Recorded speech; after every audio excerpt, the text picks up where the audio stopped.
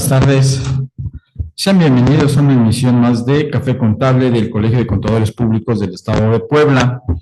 En esta tarde tenemos el gusto de contar como invitados a los contadores públicos certificados, el contador Gonzalo Javier Pérez Jiménez y el contador público certificado Alberto Muñoz Vargas, en el cual pues el día de hoy vamos a platicar sobre el cumplimiento ante el Plan Maestro 2026 del Servicio de Administración Tributaria. Y bueno, pues muy buenas tardes. Gracias amigos por estar en esta tarde compartiendo estos puntos de vista de la autoridad, qué tanto han cumplido, nosotros como contribuyentes también, qué tenemos que hacer, porque bueno, pues sabemos que dentro de este Plan Maestro del 2026, pues hay ciertas modificaciones comparadas con los de los años anteriores. Entonces, bueno, lo primero es darles las gracias por aceptar la invitación, ¿sí? Y pues me gustaría saber qué antecedentes tenemos precisamente de este Plan Maestro de 2026. Entonces, bueno, si eres tan atento, Alberto, como siempre, en darnos esa parte de la historia que nos ilustra. Ya. Pues primero, muchísimas gracias por la invitación, gracias por compartir aquí la mesa con Gonzalo, es un honor estar con ustedes nuevamente. Mira, sí, este plan maestro surge desde el año 2020. Ha habido plan maestro no sé si haces cuentas de tiempos, más o menos son 7 años que tienen que ver con algo por ahí del gobierno federal, ¿no? Exactamente. El tema es que surgen estos planes maestros, han cambiado un poco el nombre, por ahí en el 22 le llamaron plan maestro de grandes contribuyentes, etcétera, pero ya viene con un antecedentes desde el año 20 para acá. Sí, en los famosos planes seccionales que tiene el gobierno se van incorporando esos cambios. Así es, y cada año han como que perfilado en general sectores a los que va dirigido el plan, ¿no? O sea, ciertos sectores de la economía automotriz, alimentos, siderúrgica, etcétera. Sin embargo, por ahí en algunos años también han enfocado a actividades o actos que realices. Este año 2026 pues va enfocado más actividades que a sectores, y en un momento más vamos a hablar de esos puntos que algunos son de los que hacemos las empresas, o quiero decir los contribuyentes de, no sé si decirle de todos los días, pero normales y comunes. O sea, me refiero, no estás haciendo algo ni siquiera cercano a un tema de incumplimiento fiscal, como por ejemplo amortizar pérdidas o determinar más bien pérdidas. Si tienes una pérdida fiscal, pues tienes pérdidas fiscales, ¿no? O sea, digo, es un escenario, digamos, ordinario, normal del resultado de la operación.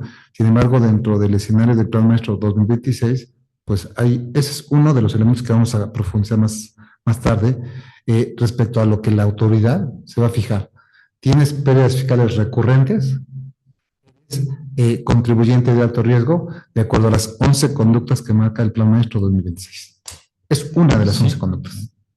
Pero a veces, desafortunadamente, la parte operativa nos conduce a tener una pérdida derivado pues de las planeaciones que tienen, de las inversiones incluso que se tienen de las empresas, de en un momento la caída de contratos que ya se tienen establecidas. Hoy tenía contratado con el extranjero vender X cantidades de producto y al final el contrato ya no se dio. Entonces nos origina también una pérdida en un momento determinado. Sí, mira, y tienes razón, o sea, puede que sea, y te lo voy a poner, es más como pregunta. Ok, ese año tu contrato se cayó con el principal cliente, y el otro año también, y el otro año también. ¿Cuántos años vas a seguir con tu pérdida fiscal? Te lo pregunto así de forma general, ¿no? O sea, la empresa, el contribuyente, ¿cuántos años vas a seguir con ese perder, ¿no? Algo de lo que no sé, Gonzalo, ¿qué opinas en esa parte? Pero, por ejemplo, dice pérdidas fiscales recurrentes, no sé si sean 2, 3, 4, 5 o 10 años de pérdidas, en donde llegue la autoridad y diga, pues, si tienes más de 2 o más de 3 o más de 5, ya es recurrente. Ya es recurrente, ¿no? O sea, porque no sabemos cuánto es recurrente. Yo no sé cuánto es recurrente, no sé si tú sepas. Pues antes que nada, muy buenas tardes tengan todos ustedes. Gracias por, obviamente, el honor, la verdad, de poder compartir este espacio. Como dicen, es un café contable donde podemos pues platicar de manera más relajada de todos aspectos. Algo de que entráramos al aire, que lo voy a revelar, platicábamos con Víctor Hugo y Alberto. Oye, ¿cómo ves el plan de fiscalización? ¿Les ha pasado? Y pues son cosas que realmente difícilmente las compartimos, obviamente, dentro de un curso. Este es un espacio más relajado y como bien dices tú, Alberto, yo creo que, como señala, ¿no? Los planes maestros siempre han habido. De alguna u otra manera se han denominado de distintas maneras.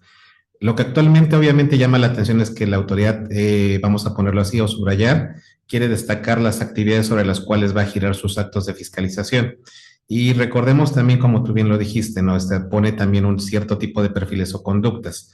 Pero el tema, obviamente, que también tenemos que señalar, efectivamente, aunque están listadas, el elegir un perfil para que sea sujeto de facultades, tanto de lo que serían revisión o una facultad de gestión, obviamente es una facultad discrecional. Entonces, partiendo de la discrecionalidad, tendríamos entonces que tomar en cuenta que es a criterio de la persona. Actualmente hablamos de lo que es inteligencia artificial, hablamos de desarrollos tecnológicos. Desgraciadamente, desde mi punto de vista, es un punto de vista personal, el desarrollo tecnológico por parte de la autoridad prácticamente está en pañales. Son algoritmos que solamente se dedican a comparar más con menos y las cifras son iguales. Y si obviamente no coincide la cifra, va el acto de fiscalización. Vamos a nombrarlo de manera general, desde una carta de invitación, una caída recaudatoria, un exhorto hasta una visita domiciliaria, ¿no? Pero en ese sentido, entonces, como insisto, no es una inteligencia que lo ordena como tal, sino solamente una comparativa de algoritmos, en ese sentido, cualquier tipo de contribuyente, que es lo que debemos, entre comillas, desmitificar, aunque la autoridad diga lo contrario, cualquier tipo de contribuyente es susceptible a caer en una conducta de estas. Y el caso que nos atañe de la pérdida fiscal, pues obviamente, como tú bien lo dijiste, ¿no? Un negocio se puede caer de la noche a la mañana y obviamente no es que sea, yo quitaría el tema planeación. Yo diría, son incidentes que pueden ocurrir o en términos más financieros como tal, un hecho que acontece y que incide sobre la situación financiera de una entidad, de la cual quizás en un momento dado tú no tienes el control. Y en ese sentido, por una circunstancia tan natural como dijiste el ejemplo de lo que es la pérdida, pues obviamente toda tu partida se va a abrir para abajo y consecuente viene lo que es la pérdida. Y entonces el decir que si el contribuyente es cumplido, incumplido, tiene un perfil de riesgo, no va a depender necesariamente de una inteligencia artificial, va a depender obviamente de un particular. Y el problema que creo que lo hemos visto y nos vamos a seguir enfrentando actualmente es precisamente eso, que aunque obviamente esos actos, si bien es cierto que hay un modelo de riesgo por parte de la autoridad, quien a final de cuentas tiene que resolver si la conducta es merecedora, obviamente, a que, voy a poner algo muy simple, ¿no?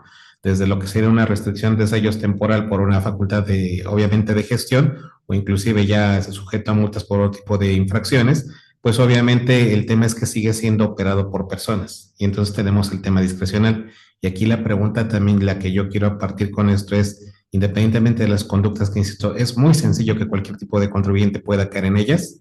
La pregunta sería es, nosotros teniendo todos los elementos, la autoridad tendrá no la disposición, tendrá la capacidad para entender lo complejo o los escenarios complejos actuales que tenemos en el mercado.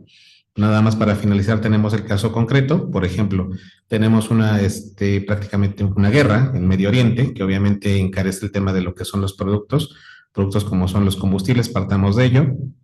La economía es un sistema dinámico, por lo tanto, si el combustible se incrementa, pues si obviamente tu producción depende de combustible o los traslados de mercancía pues, dependen de combustibles, van a incrementar. Se incrementan los precios, tú tienes que incrementar ciertas operaciones y entonces obviamente viene una escalada de precios. Y en ese sentido, quizás en un momento dado la autoridad te puede decir, oye, pues con tal yo de mantenerme en el mercado, que es otro ejemplo, ¿no? Pues yo voy a mantener el precio porque me interesa que mi marca quede dentro del mercado, sacrifico costos. Y entonces al sacrificar costos, ¿qué va a pasar? Quizás que quede en un punto de equilibrio, en un momento dado sucede lo que dijo Alberto. Llega una pérdida, pero no es una pérdida que esté necesariamente planeada, sino simplemente porque las condiciones del mercado me están empujando a que obviamente tenga prácticamente ese resultado. Mira, yo quisiera abundar. A mí me gustaría retomar lo del plan maestro, porque bueno, esta es nada más como que la muestra de lo que trae el plan maestro. Para mí esa es la parte más importante, pero hay otras 10 conductas. Si te parece, quiero decir la parte bonita del plan maestro, porque si hay una parte bastante agradable del plan maestro, Víctor. Mira, son 3 ejes. El primero es atención honesta, cercana y con calidez. Así se llama, son palabras del plan maestro. Dice SAT más cerca de ti, SAT más rápido, más fácil y orientación para la regularización fiscal. Todo esto de forma muy simple, porque creo que esto ya lo sabemos. El SAT nos va a atender bien, van a abrir más módulos, van a tener oficinas móviles, van a ampliar las citas para efecto de los contribuyentes que necesiten algo. No sé en la realidad si tengamos todavía el tema de complicación de citas. Hice una hace 2 o 3 días y me mandó a la fila virtual. No sé si siga igual. Pero el plan dice que se van a ampliar las citas, ¿eh? Dice que se ampliará el sistema de citas para atender al contribuyente en revisión o auditoría de manera eficiente. Entonces, no sé si algo pasó ahí. Sí, en esa parte, ¿no? Nos mencionan que precisamente se iban a aperturar nueve nuevos módulos de atención Sí. en puntos estratégicos del país y menciona algunos como Baja California Sur, lo que es la Ciudad de México, Jalisco y Michoacán, Nuevo León, Oaxaca y Quintana Roo, Yucatán. Esas son la apertura que nos están De módulos. para dar la atención personalizada. Y también la SAT oficina móvil, o sea. Y la oficina móvil, efectivamente, ¿no? Ahí nos habla que se reforzará esa estrategia de oficinas móviles y nos habla incluso de que en las 32 entidades federativas se va a manejar. Yo no he visto acá, en realidad, no sé si en Puebla capital, tengamos necesidad de una oficina móvil, pero yo no he visto, o sea, yo en realidad no sé, en otro lado no lo he visto, no sé, Gonzalo, ¿tú has visto? No, bueno, en Puebla hace muchísimos años en el colegio tuvimos el servicio que nos proporcionaron por parte de la recta. Y actualmente salió, de hecho, la Profecon lo mencionó, tienen ahorita el servicio de SAT móvil, pero en las instalaciones de Ciudad de México, obviamente previa cita, previos requisitos. Pero como tú dices, es la parte bonita. Así que es donde vamos, que dices, es como, por ejemplo, vamos a ponerle el caso, ¿no? Te invitan a ciertas tiendas de prestigio donde para que obviamente puedas tú comprar, requieres pagar esta cantidad. Obviamente es el gancho atractivo para que formes parte de esta comunidad. Pero el tema es, obviamente, estando adentro, es, oye, ¿qué tan complejo es encontrar el producto? ¿Qué tan complejo es pagar? ¿Qué tan complejo es salir, no? Entonces yo creo que a final de cuentas, si bien es cierto, como dices, es una parte muy amable, pero yo creo que en un momento dado, digo, partiendo de eso también igual, recordemos que hay ocasiones en algunas administraciones que inclusive simplemente el trámite de firma electrónica está tardando aproximadamente 2 horas. Entonces, obviamente lejos de que obviamente tenga una parte atractiva, desincentiva como tal al empresario, porque oye, prefiero quedarme en la informalidad antes de que estar dentro del mercado, ¿no? Entonces, en ese sentido, digo, sí, el plan maestro tiene buenas intenciones, tiene una cara bonita, porque obviamente abrir las más locales, más oficinas de atención, sí, pero obviamente lo que en un momento dado tendría que observarse es la ampliación de la infraestructura. Entonces, sí, es un tema que yo creo que a final de cuentas, digo, insisto, el plan maestro sí tiene muy buenas directrices, porque lo que pretende es precisamente eso a final de cuentas, ¿no? El objetivo es la evasión fiscal y el contrabando. Pero sí, obviamente, tenemos que vigilar el tema de esa apertura, cómo ir haciendo, ¿no? Y obviamente, qué tan eficiente es esa apertura, que todavía no la conocemos. Sí, incluso recordando hace muchos años atrás, ¿no? Que tenían su oficina móvil, tenías que presentar una solicitud, en este caso en Servicio de Administración Tributaria, en la recta, que era el que tenía la oficina móvil. Y bueno, nosotros como despacho incluso solicitamos esa oficina móvil y por el número de clientes que en ese momento se mencionó, se dio un listado de quienes estaban en el servicio para lo que era cuando estaba introduciendo la firma electrónica avanzada en ese entonces, que será la FIEL. Y nos dieron el servicio por 2 días, de las 8 de la mañana a las 5 de la tarde. Y ya todos los clientes, pues ahora sí que les dimos el horario, fueron presentando y se agilizó bastante esa firma porque no daban precisamente citas ni nada. Sí, es correcto. O sea, las primeras firmas que tuvimos. Y precisamente, digo, ahorita sí tenemos, en un momento dado, el plan se dirige a eso. Yo creo que aquí lo que entonces también, aparte independientemente de las acciones que está buscando atacar, creo que tenemos que tanto la autoridad como obviamente una comunidad de profesionistas, obviamente la tarea de permear esa cultura fiscal, porque obviamente el tema es, insisto, sí podemos tener esta intención, pero mientras obviamente no seamos conscientes de que tenemos ciertas obligaciones que cumplir y no por simplemente querer o puedo, ¿no? Si es un mandato constitucional. Y algo que también obviamente lo platicamos a la entrada, Alberto y yo, bueno, de hecho, ayer tuvimos la oportunidad de platicar en la radio, y lo comentábamos ayer, el tema también de la fiscalización, que es parte que obviamente viene del tema del plan maestro. Simplemente digo, insisto, creo que Alberto estás de acuerdo conmigo, algo que tenemos que rescatar es que sí, es cierto, un tema es pérdidas fiscales, pero de los demás puntos, concretamente, cualquier contribuyente es susceptible de caer en un momento dado en una facultad, ya sea de revisión o de gestión de la autoridad. Mira, sí, pero parcialmente. Yo veo ahí de esos 11 puntos que por lo menos 8 sí son conductas indebidas, o 9 son conductas indebidas. O sea, lo vamos a ver en un momento. O sea, yo veo 9 ahí que son conductas que sí ya van con un sesgo de algo de incumplimiento y hasta me atrevo a decir de algo como delito fiscal, como el tema de facturero o de comprar facturas. Pero esas dos, por ejemplo, que veo, pérdidas fiscales recurrentes y estímulos fiscales, abuso en los estímulos fiscales, son los dos puntos que a mí me deja con esa parte de duda, de la parte discrecional, como decías Gonzalo, de cuántos son abusos de estímulos fiscales. Sí, sí, estoy Uno, dos, tres o cuatro o cinco. Viendo los estímulos, porque hay estímulos desde Ley de Ingresos de la Federación y decretos de hace varios años. O sea, yo conté por lo menos, ahorita hay por lo menos 15. O sea, los que yo vi así directamente, nada más de bote pronto, como decimos coloquialmente, fueron 15. Si yo de esos 15 veo así uno por uno, tal vez no entro los 15, pero a lo mejor sí caigo en 4, 5, 6, así, de una forma muy ordinaria, muy simple, como contribuyente común. Entonces, no sé si la autoridad diga, pues si tienes 5 estímulos fiscales, pues ya estás abusando, ¿no? ¿Tienes 2? ¿O tienes 2? 2 se me hace un poco radical, yo creo que no. Es que el problema es que no te lo define. No, claro, pero... Es como la palabra esporádico, vas a ir, ¿cuánto para ti es esporádico? Exacto. ¿Una vez, 2 veces? Déjame controvertir este comentario. Para mí 2 pueden ser varios o muchos, pero no abuso. Porque 2 es el primero del plural. 1 es 1, 2 ya es plural. Pero más de 2, ya entraríamos, yo desde lo que veo podría considerarse abuso porque ya son más de 2. Para mí el 2 es entrar al plural de no es 1, sino es a partir de un segundo, pero el abuso para mí puede ser 3, 4, 5, 10, no sé. Pero como lo que te decía, si tú como contribuyente, es más, no de sector agropecuario o autotransporte, o sea, que tienen ellos, de ley de ingresos ya tienen como 6, 7 estímulos. Fuera de esos, podrías, es más, si entras al programa de regularización 2026 o entraste en el 2025 o entraste en uno anterior, ya aplicaste un estímulo, ahí nada más con eso.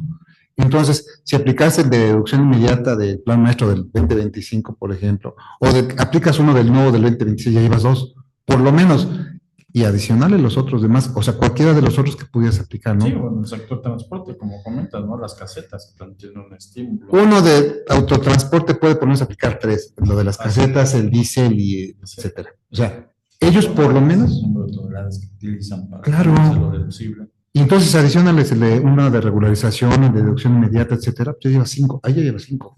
Entonces, a mí me parece que sí, uno de los puntos que vamos a enfocar, y bueno, creo que ya estamos en este punto número 2 que comentó Gonzalo, el 2, para que sepamos, estemos claros, se llama esquema de fiscalización transparente y objetivo.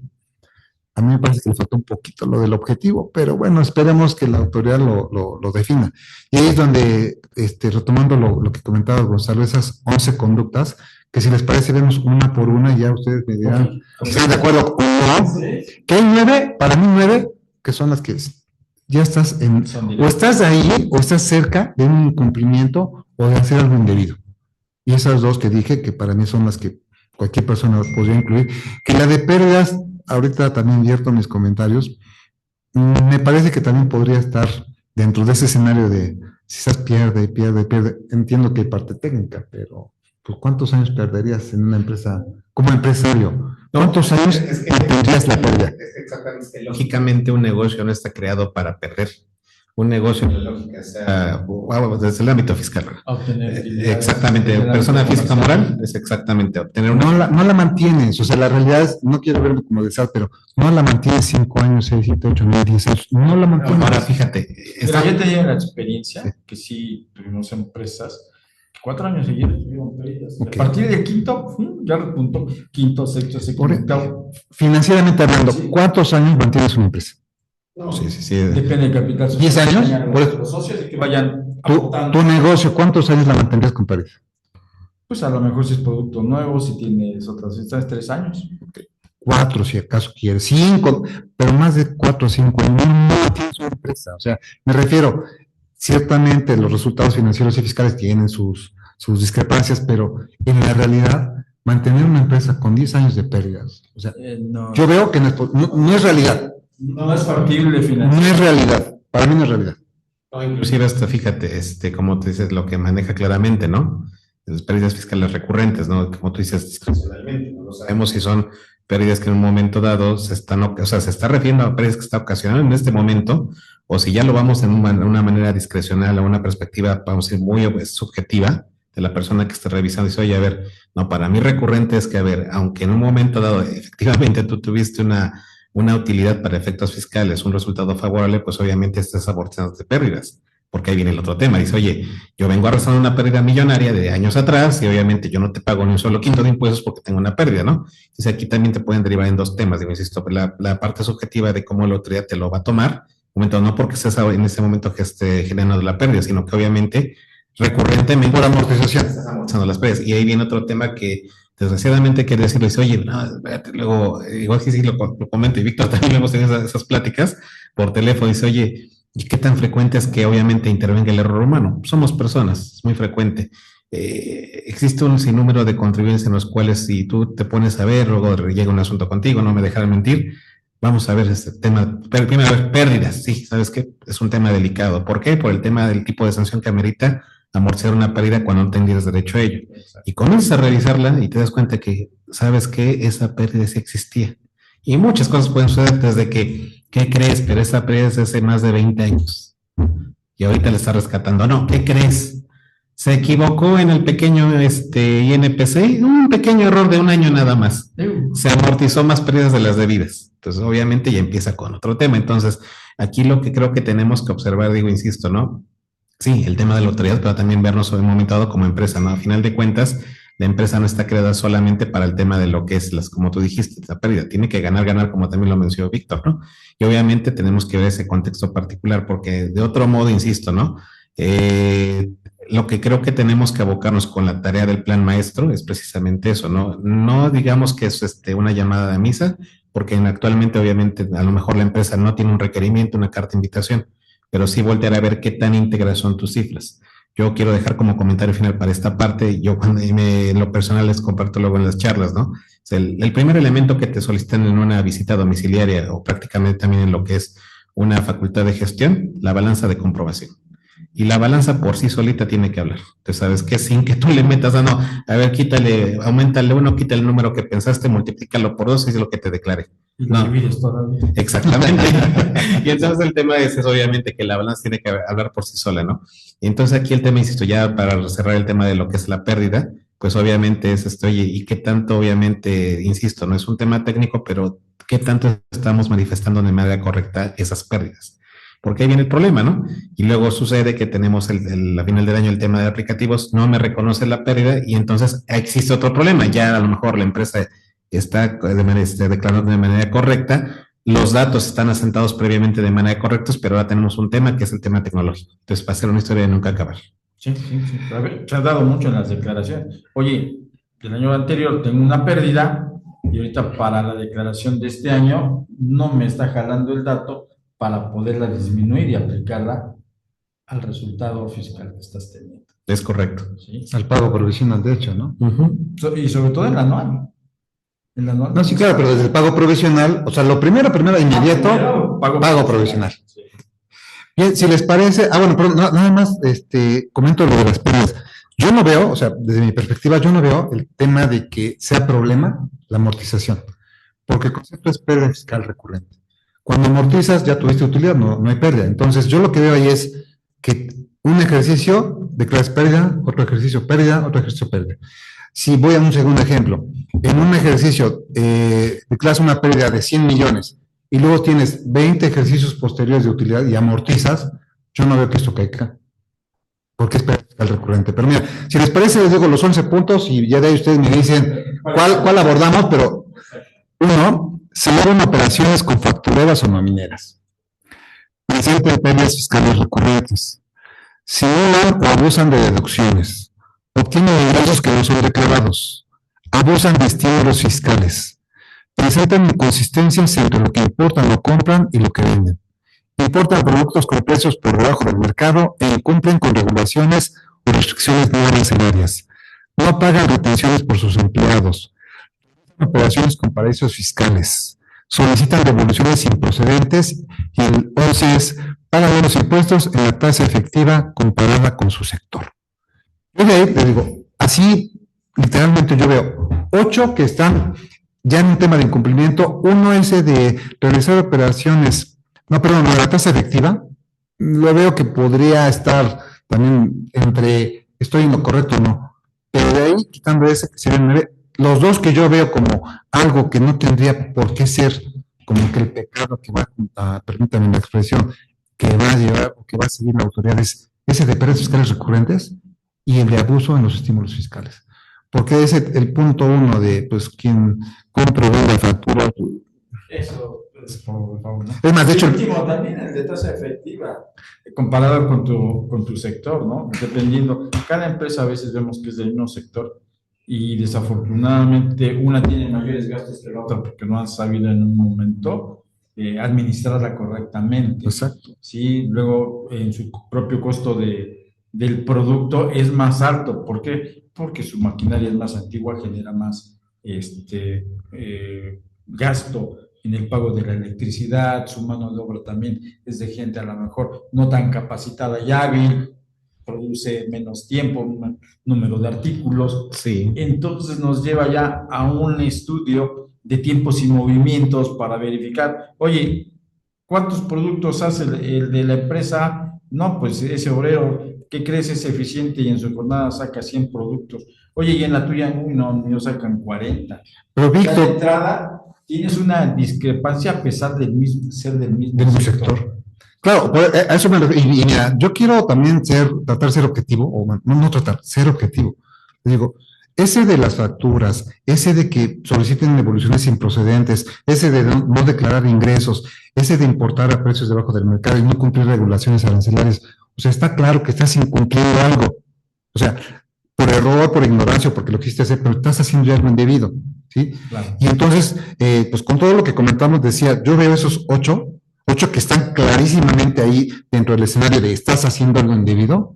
El 9 de la tasa del sector, que no me gusta, pero también es cierto que de repente puede ser parámetro para, pero ese es el que está en medio. Y los otros dos, los últimos que hemos estado platicando, el de pérdidas, el de los estímulos fiscales, que no, podrías ser un contribuyente de 10, pero por aplicar demás estímulos ya estás ahí en la lista negra, según el SAT. Sí, no, inclusive por las pérdidas fiscales, estás ahí con tache. Exacto, inclusive hasta como dices, puede ser cumplido, faltas con ciertas cosas y desgraciadamente algunos puntos, como bien me menciona ahorita Alberto, algunos puntos que están acá no son detectables a través de lo que es el sistema SAT. O sea, ¿a qué me refiero? Dice el parámetro de que envían lo que es prácticamente el insumo a una administración local para ser fiscalizado.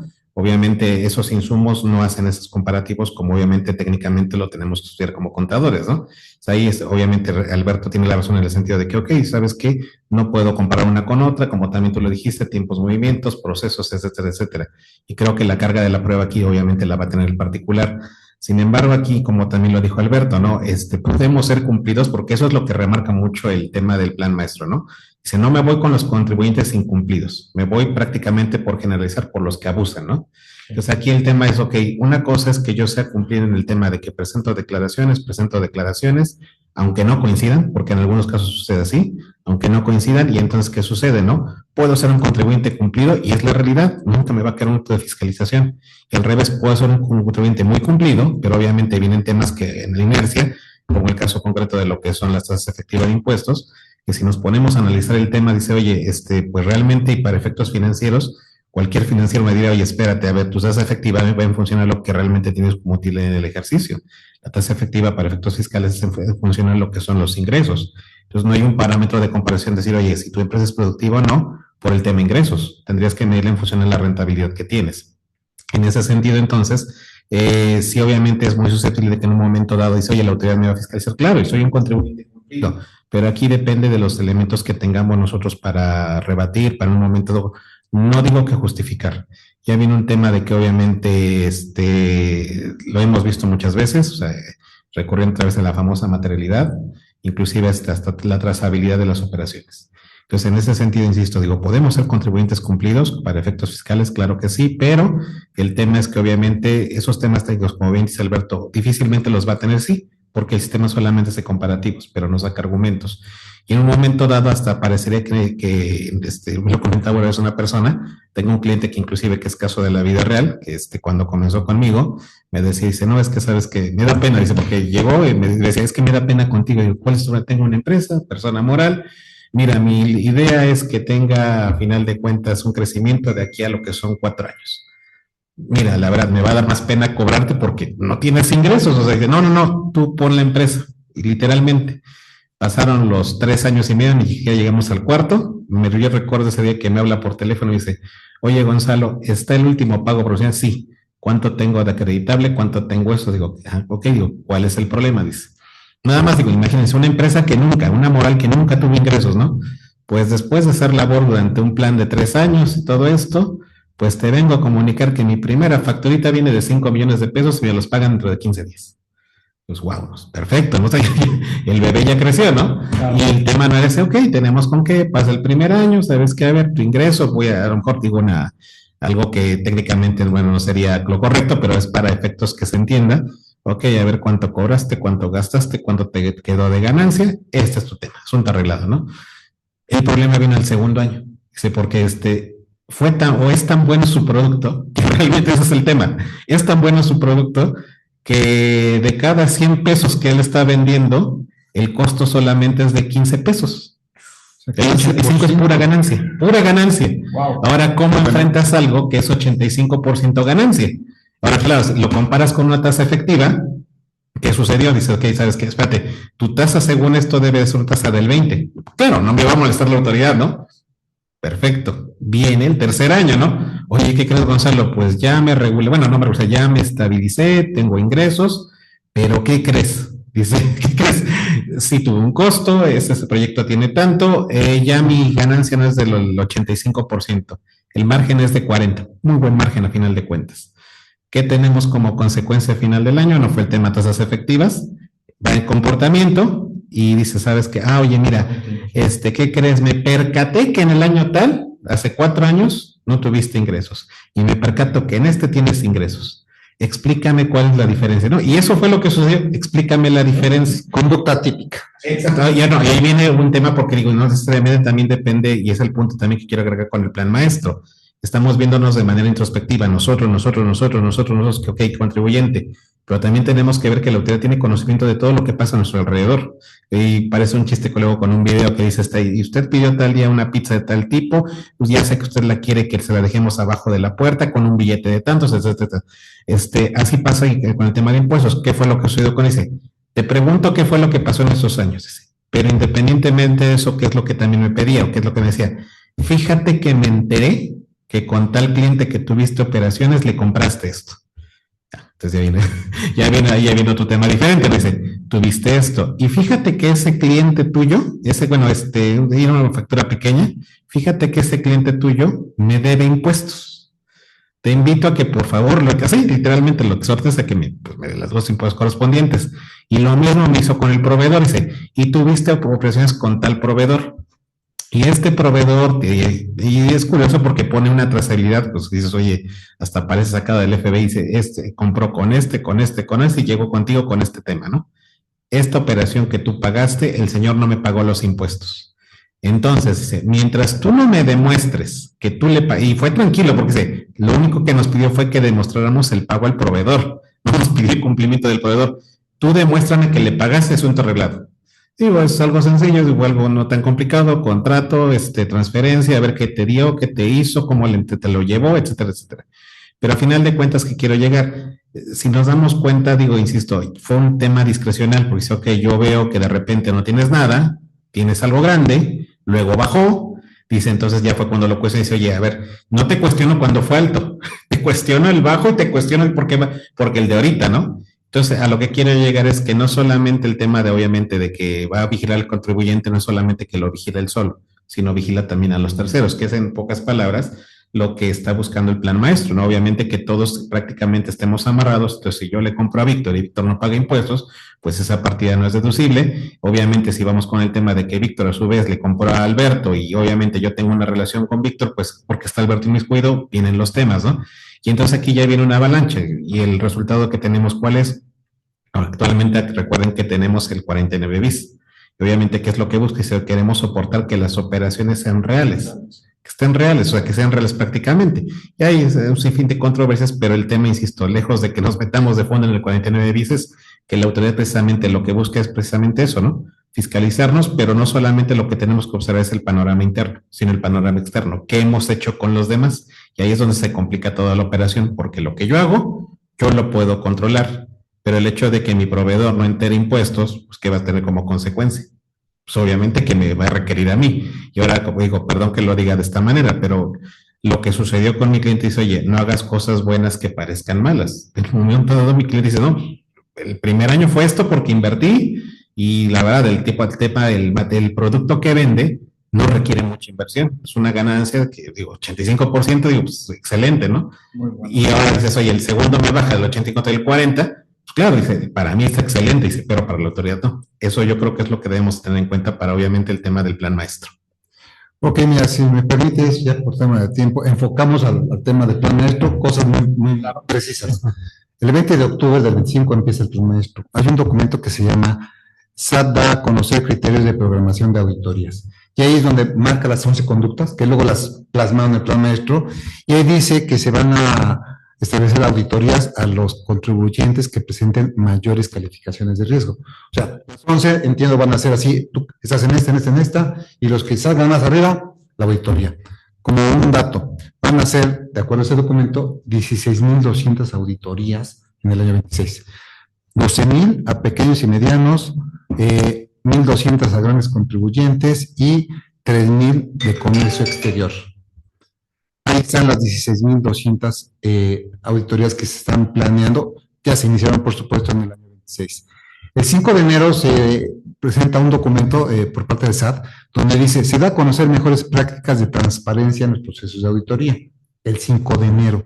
Ya nos dice que se va a publicar el plan maestro, que nada más se va a hacer una auditoría por contribuyente. Digo, no, yo no he visto una directamente por plan maestro, pero dice una por contribuyente, y que en la auditoría se va a solicitar muestreo. No se va a revisar el 100% de la información que tenga que ver con esa auditoría, que me parece, digo, a lo mejor algo importante, ¿no? No sé si en la práctica se vaya a hacer así o no. Y una parte que a mí me gustó, dice que se garantizará la misma aplicación y criterios en cualquier oficina del SAT, así lo dice el punto número 5 de ese documento, respecto a procedimientos de fiscalización, en partidas de descuentos, depósitos no identificados, materialidad, mercadotecnia, importaciones, regulaciones no arancelarias. O sea, entiendo, si estás en Puebla o en Yucatán o en Sonora, te van a pedir lo mismo. Es lo que es el documento. Ya luego el 26 de enero se publica el plan maestro, donde se recopila lo de este documento del 20 de octubre, se recopila lo del 5 de enero y ahí se plasma esos 3 ejes, que es lo que hemos estado platicando el día de hoy. Así es correcto. Entonces, realmente aquí el Plan Maestro 2026 establece pues realmente un enfoque de fiscalización basada en riesgo, donde las empresas que realicen actividades consideradas de riesgo serán auditadas más frecuentemente. Esas 11 conductas, pero nada más una, dice una auditoría. Pero con esa tiene. Con una auditoría. Ahora sí yo interrumpo ahí. A mí me queda la duda del tema de riesgo, porque ¿qué sería riesgo? El monto posible, voy a decirlo así que no estoy afirmando, el monto que posiblemente pudiste ser sujeto a defraudar a la autoridad o al erario, o la conducta. Porque las conductas, dice 11 conductas. Es que no hay parámetro, porque dice ¿Importe o número de conductas?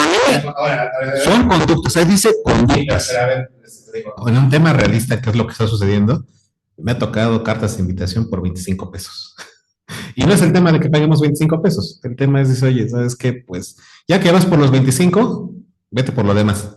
Entonces te empieza a pedir, después digo, aquí lo único que me queda es, ¿la autoridad lo aplicará en función a lo que es el monto o lo va a aplicar en función a la conducta? Debería ser la conducta, desde mi punto de vista. Yo lo que veo son conductas, y no hay duda, ya se nos acaba el tiempo, estimado director, pero son conductas, y por supuesto internamente me parece que la autoridad va a decir, tengo 100 contribuyentes, uno me debe $1 y otro me debe 100 millones. Va a filtrar ahí. Pero lo primero es conductas, porque así dice el plan maestro.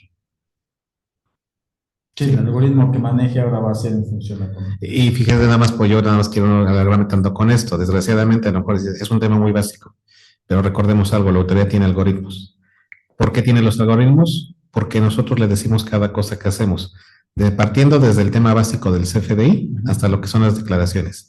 Y prácticamente la mayor parte de, insisto, porque ellos ven algoritmos, ven resultados, la mayor parte del origen de los actos de fiscalización, ¿de dónde provienen? Pues precisamente de un mal llenado, de una mala, o que plasmaste de manera errónea en un comprobante cierto dato. O sea, aquí el tema, insisto, el tema aleatorio de obviamente posibles conductas atípicas también va a depender mucho de la forma en cómo nosotros administramos, porque es la palabra correcta.